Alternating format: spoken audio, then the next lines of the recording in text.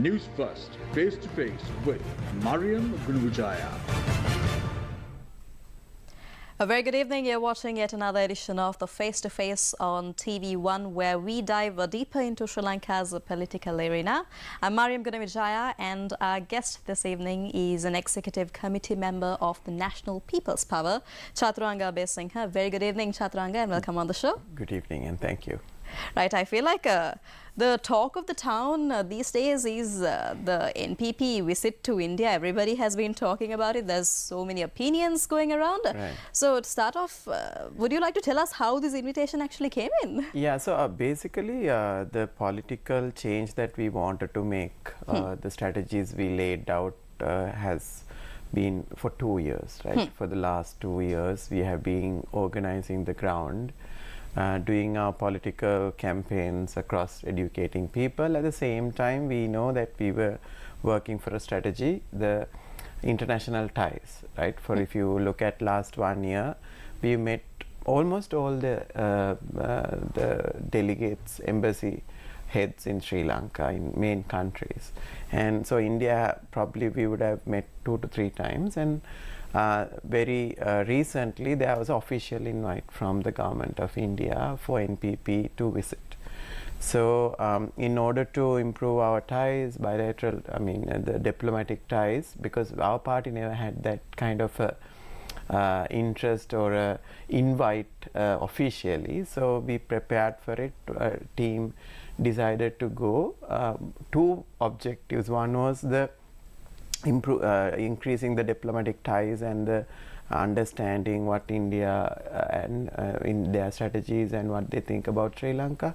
And the other piece is about how to understand the industrial growth that India has taken place. So that was the second objective. And so the 5-day visit was predominantly, first day in Delhi was on the diplomatic mission, and then other 3 days mostly on the industrial visits to understand what they've done differently to get a enormous growth in the world, economic growth.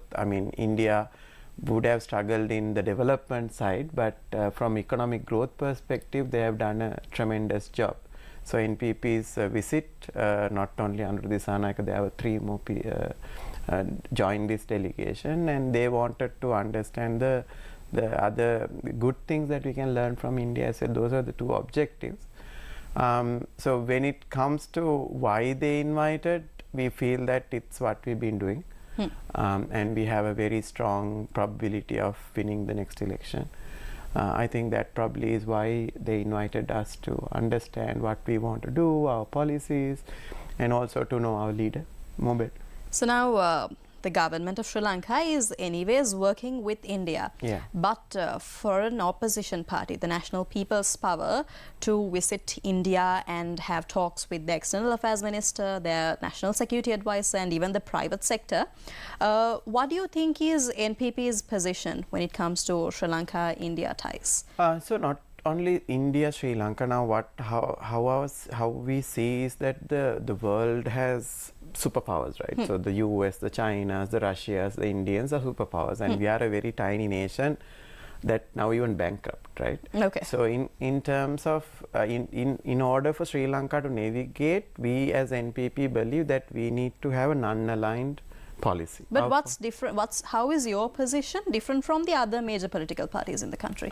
So far, if you take the Rajapaksa regimes, they were more aligned to China, right? And it was very much discussed like that.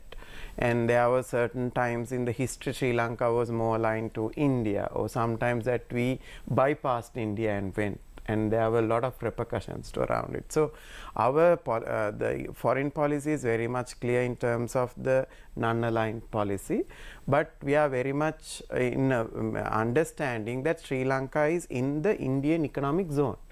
So that sense, India is very important for us in terms of accessing that huge market that's going to grow, and also historical ties that we had. So, and the Indian strategy of economic growth also covers the region.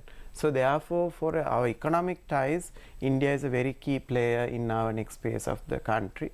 And even with China and other countries, we would work on merit. on our national policy that NPP has. But you mentioned concerns about development when it comes to India's economic growth and then development perspective. So how do you all view Sri Lanka's position when it comes to India's development? And I mean, there are always concerns about potential over-dependence also. Yeah. How do you all deal with that issue? So when it comes to the bilateral ties and how we deal with India, always we need to look at the benefits that we can get from that side, and also to ensure that our sovereignty is safeguarded, right?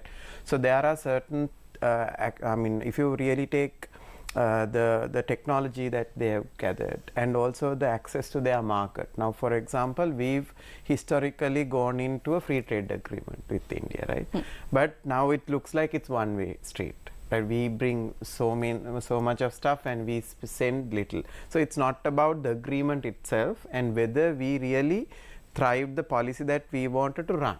So when it comes to this big powerhouse of the market and the technology that they've acquired, we feel that there's a mutual play and there's a mutual beneficial growth that we can take alongside India, but we can't overshadow our sovereignty in terms of security and the energy sector, especially on the renewable energy. So we need to ensure that the Sri Lankan people has the better benefits of all these deals that we would like to work with India. So because India has shown interest in certain areas, but I don't think we don't think India has a big interest in our market. Our market is so small. So but strategically, when it comes to how to utilize the Trinco base, how do we work on certain ties in terms of our industrial relations, and so those are the things that's been discussion in negotiation for the longest time. I think our focus will be on the industrial growth, whereas historically the political parties mostly used India for gaining certain votes based on the conflicts that we had. Now, when you speak of the Indian Ocean region and the exclusive economic zone, there is a lot of concerns about geopolitical rivalries because of our ties, of our close ties with India itself. So even recently, I'm sure you've heard about the whole Indian Navy submarine in Sri Lankan waters in the Colombo port, and then the Chinese ship denied clearance, and then the Chinese ship going towards Maldives. Now, when it comes to India's role in regional issues and national security, what is the NPP stance? What do you all think is going on? So basically, the India and the Indian Oceans, that whole piece of the Indian economic zone and their security concerns, this is not new. All our governments have dealt with it, right? Okay. So basically, whoever comes to power, we have to deal with it. At the same time, we all need to understand China also has interest in Sri Lanka. That is because of their One Road, One Belt initiative, right? So without bypassing Sri Lanka, that initiative won't work. So and also China also has now invested in our port city. So there needs to be a balanced view in that. That is why we feel that Sri Lanka needs to have a economic policy and a strategy for us. Okay. We never had that. We just kind of play to this side, play to that side. So the government is doing it wrong. So currently, I don't think we have a policy. I mean, if you ask any of the country, what are we going to produce? What are the products that we are going to produce in next 10 years? What is the technology we are going to bring in? How are we going to develop the rural areas? How do we improve our SME sector? What industries that will promote? If you ask, nobody has a clue, right? Industries run on their own. The government works on their own in terms of the getting the political vote or something like that. Historically, we didn't had that industrial plan. Now that is why we are with 12 billion exports and 20 billion imports, right? Whereas the other countries like the South Koreas, the Vietnams and the Indonesias are growing so fast because we never had a growth plan for us. And it was not visible for the last 20 years. So what we believe is that when we have that very much clear, that is a recovery plan for Sri Lanka, we'll have to work with India to make it happen. Will have to work with China to make it happen. Both parties are now equally important because two things. One is they've already given us debt, right? So they are our bilateral partners in development. Both parties have interest on Sri Lanka for certain reasons, right? So we need to ensure that we navigate this. It's not that we will align to either of the sides. So as soon as Sri Lanka has a very clear strategy, I think there will be support. But Chathuranga, we have a president who is having bilateral talks with, diplomats and delegates from other countries quite often. Even right now, our president is in Australia, at a conference. Yeah. So why do you think he's lacking a plan like this? What's the reason? I mean, we have not seen Ranil Wickremesinghe having a plan for the last 47 years of his journey, right? Now he is a president now who is trying to navigate a power problem in terms of ensuring that that he gains another term in the presidential post, rather than giving us a plan how to come out of this country. So when you say whether he has a plan or not, I mean, all the industries today going down in terms of manufacturing, right? And our SME sector is falling down, and there's 1,100 SMEs now going under Parate execution. And our education and health has gone down so drastically, right? But Ranil Wickremesinghe as a single person and no mandate from people, and the mandate that the previous government got, people throw them out, right? But still he is using that 134 seats in the parliament. And basically these neoliberal strategies that he's trying to create is not going to take us out of this hole. Now I'll give you a very simple example. Now what we need to do now is that we need to manage the debt. At the same time, we need to improve our exports and substitutes our imports. To do that, we need a policy that supports our industries. But Sri Lanka now has become the highest cost of energy, right? It's 3 times in South Asia. Now, would the foreign direct investments come to Sri Lanka? The secret of foreign direct investments going to countries is 4 things. One is energy, one is transportation, other one is telecommunication, and also cost of capital. Now, those 4, what is the strategy Ranil is implementing today to support the industry? All the industries that are running today are becoming expensive and becoming less competitive in the market, right? So he basically believes that by liberalizing everything, that his neoliberal agenda of state moving out of the market and liberalizing everything, and it will auto create wealth. It has not happened anywhere in the world. We are also one of the countries, there are 50 countries, Mariam, who's in this debt crisis in the world. Right, they've taken commercial loans like their ISBs, high interest, and they have got into vicious cycles. Now Sri Lanka is among them, right? And funnily, it was Ranil Wickremesinghe and Harsha De Silva who went and brought 10 billion of ISBs in 2015. Now we are in that trap, right? Whoever the countries that came out of that had their national plan. Even the reason that we need to study India has a super plan, right? They know in 2020-30 what industries they need to get in, and the government ensures those industries get capital. The government ensures they are, now look at, now why does the Adanis and Ambanis are investing in other parts of the world? Because their government is so keen about it. But what about the other industries who won the world? When did our presidents and went and promoted those industries? Now we send about 100 articles to the world, earning 12 billion. Yes, that's of course. But again, all of these things that we send out to the world has potential. So what have our leaders done to ensure our investors, Sri Lankan investors, taking over the world? So this is the difference, right? So this neoliberal thinking Ranil has, he thinks when you liberalize the market and when you sit back in your chair and everything will fall in place. Such has not happened across the world. So all these developed nations or the fast growing nations, private sector drives the economy and government supports it, holding their hands. So there needs to be investment in technology, there needs to be support in the education to create the right workforce. Nothing is planned here. So he is just trying to win another term. So that's why I said they have been, the same class of people has been ruling for the past 30 years, did not had a plan. So our strategy now is to put that plan across, invite all our bilateral partners to see it, invite the IMF to see it, invite the foreign investors and also the Sri Lankan community outside Sri Lanka to be part of it. That's why we are very clear to say the current governments or the even Ranil Wickremesinghe, neither the previous governments had no economic plan to bring Sri Lanka to where it should be. But the NPP does. It has okay. So, Chathuranga, okay, let's say you all have a policy framework that the current government or the previous government didn't have, and you all will implement it when you all come to power, if you all do so.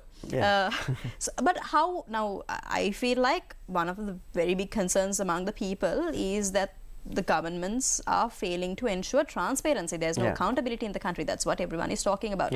While we acknowledge that there is one part of the country that says, you know, Ranil Wickremesinghe came into power without a people's mandate and all, we have another set of people who also say, you know what, he actually revived the economy. We're doing good. We're not in, you know, queues and all of that. Economy is not that. I mean, it's people's opinions. So, does your party have a framework, like a plan as to how you all are going to ensure transparency and accountability? So Mariam, firstly Sri Lankans has to understand state and government is two different things. Now what we have mixed up is state and the government. That means now if you take state, it's Raj in Sinhala, right?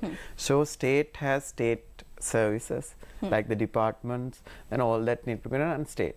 Now government is a 5-year office that you get to drive policy.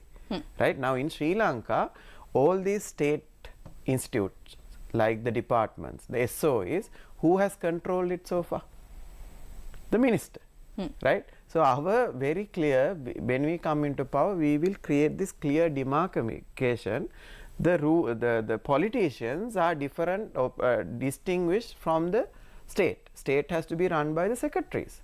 Departments has to be run by the secretaries, and there's independent services, public service commission, and there are ISOs who can run by directors, who can appoint on KPIs. So what will the ministerial portfolio So ministerial portfolio is to ensure that happens. There are guardrails and ensure that when the targets are given. So we need a performance budget in this country, right? We had budgets and they were never tracked on the performance of the outcomes.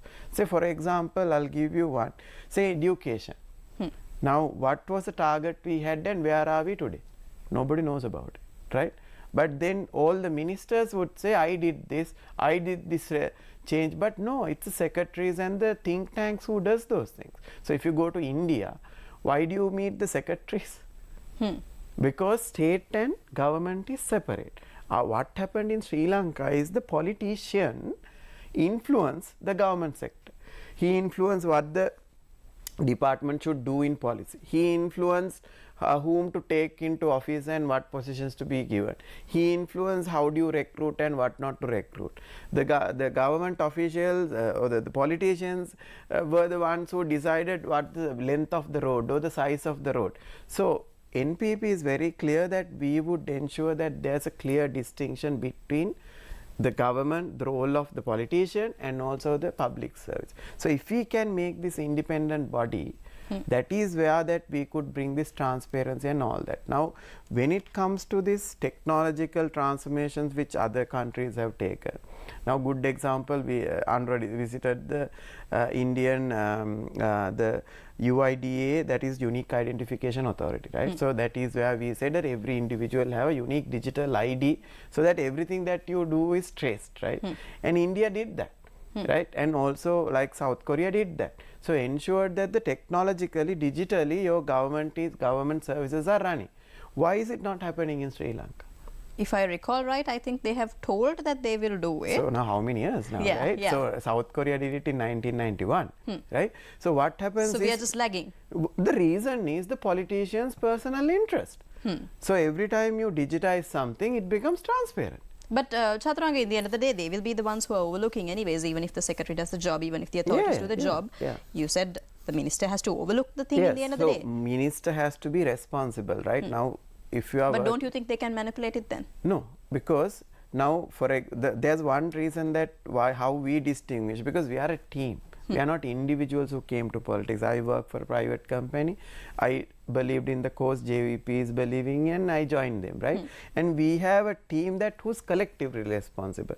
Our minister will not work on his own. He will work on the policy, and we also have a team that will support the minister, that he will run on science and logic, right? Because none of us has technical capabilities, Mariam, to run ministries, right? We will have certain experiences, but you only need about management skills and good governance and lead by example. If the minister is doing that, then the rest of the structure will fall in place. In a private, why would we say private organizations are efficient and government organizations not efficient? Now, do you have any private organization in Sri Lanka who is successful, the board of directors are stealing? Do you have a private organization in Sri Lanka who doesn't run on KPIs? Do you have a private organization in Sri Lanka who keeps people who are incompetent? Right? So it's the leadership, right? So as soon as you have the right leadership, this has happened in many countries, not in Sri Lanka. So when we feel that when NPP comes into power, our personal interest is out of the way already, right? So we do this politics voluntarily because we want to fix this country. And also each of us has a unique role and a collective responsibility. JVP has ensured over the past 60 years, if anybody has done something against the people, misusing public money and going against the norms, they have taken the person out. Secretary has the power. So even I go into office, and if I do something wrong, our secretary can take me out. Until you put those disciplines in, we can't change the system. So NPP is very clear, we don't have any of us as personal interest but a public interest, and we are collectively responsible for each other, looking after each other's shoulder. And one example for the people who are listening, now have you ever worked in a volunteer organization that where the leader is corrupt? Can you volunteer if your leader is misusing your energy? No. So this system that JVP has built is so good in that sense that the people who work for a cause, it automatically gives a control to the leadership, because leaders can't misuse that energy and the effort, right? So people will never work voluntarily afterwards. So even in a paid organization, you need a lot of controls to ensure that people are doing what they are supposed to do. So I think that is the biggest difference between NPP and other political parties which has come into power. This culture, we have to change this. We have to change this culture of self-interest over the public interest, and for that you need a collective power. That is why we have created a citizens organization.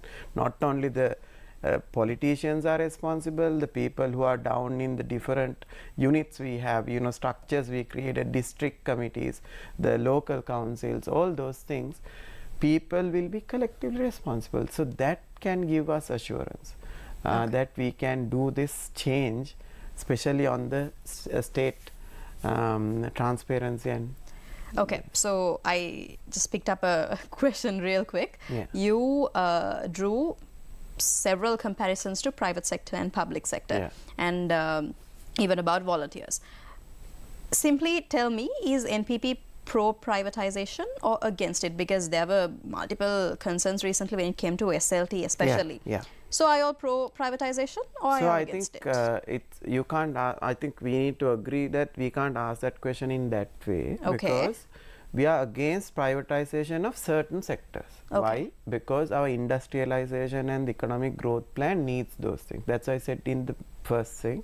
So energy sector, we want government to play a substantial role. Right? Transportation, because it's a service, we want government to play a substantial role. And when it comes to banking, we want government to play a substantial role, right? So those things, we don't think private capital can give us the lowest possible cost in the country. Therefore, we feel, and especially on telecommunication also, that we feel these 4 areas government should play a substantial role. Others we can go for private public partnership, changing management to private management to ensure they are more efficient. So we are very clear with the global economic growth plans, and if you take the countries like India, South Korea, Vietnam, China, all these countries hold on to certain SOEs. But you were the same person who said that if it's a public sector, they will lag, and private sector is always better than that. It's currently, no? Okay. So currently, so your government would change because the leadership is corrupt. Now, why would Singapore Airlines or IOC run efficiently, being in state, right? Why would the other, like if you take Europe, almost all the countries, the Central Europe, the Norwegian and the Swedish, all these countries, including France, their energy sector is government. So then they should be also inefficient. Okay. Why would the other countries' SOEs become efficient? And that's the segregation of power I told you. Because if you appoint a board, you give them a KPI, you ask them to run. And if they don't run it, you take them off. There's enough rules and regulations in the state sector. You have the COPE, you have the COPA, you have the appointment boards and all those, Auditor General, everything is there. It's just that the politician is interfering in all those sectors. So if you politicians separate it, no, it doesn't matter whether the ownership of that entity is public or private. It's a governance. Right? Okay. So as soon as you create the governance, it shouldn't matter whether it's public or private. And what we are saying is those 4 areas we are very concerned. Other things we can look at individually, and at the same time giving away the revenue generating entities is counterproductive to what we want to do, because we lack tax revenue, and some of the SO is now giving us revenue, and why would you give it away now, right? So there is another cause also at this point temporarily in this situation, but long term we feel those 4 areas government has to play a pivotal role. So it's not a yes or a no in privatization. World has done privatization, and all the developing nations have done privatization, and the growth countries are holding on to these 4 just to give competition. Right. I just want to wrap up with one question for you. Yeah. The NPP was chosen as the most preferred candidate by a survey recently, when it comes to the upcoming elections in the country. Yeah. But I feel like from things that I've seen on social media that plays a very big role, there is much confusion when it comes to people with this particular trip. That is now the talk of the town, quite literally, as I said when we started off.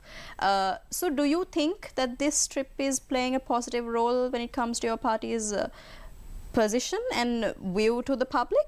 Yeah, I think this probably is one of the most positive things that happened very recently, because there was, okay, I'll give you one. When we were 3%, people said you will never come to power, right? Okay. And when we were building and talking to people, and people are realizing, they said you will never get the majority, right? Now when when the polls are saying we are the majority, we will say that you don't have the skills, you don't have the international relations, look at how Ranil is going all over the place and making bilateral connections. And now to say that, you know, NPP going to meet India is a negative, no. It was the negative we had, that we don't have ties with the international community. People had concerns about us being fully aligned to China because the communist ruling and the party relations. But I think we will balance it off. Most of the ambassadors visited us very recently. The IMF visited us. So whatever is the negative that we had is becoming positive. Now you're positive. Right. Okay. So that was the conversation we had with Executive Committee member of NPP, Chathuranga Abeysinghe tonight. Thank you very much for watching. Thank you for joining us, Chathuranga. Thank you. Good night and take care. Thank you. News First, face to face with Mariam.